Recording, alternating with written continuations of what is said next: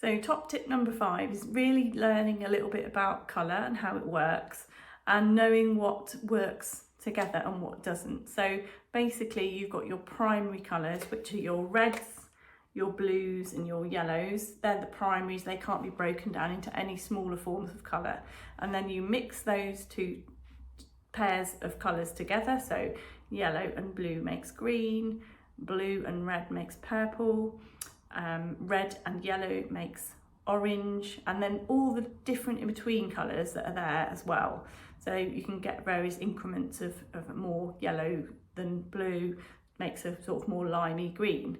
So it's just knowing a little bit about those colour schemes. Look at a rainbow or look at a colour wheel, that gives you all the answers, and just know what kind of works together and what doesn't. Just have an awareness. If I add more of this into that, that is what's going to happen.